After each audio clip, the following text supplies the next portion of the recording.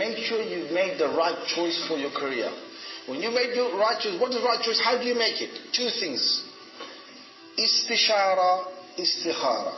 Before you start taking your, before you apply to all these courses, Istishara and Istikhara. You basically consult the people already in those fields.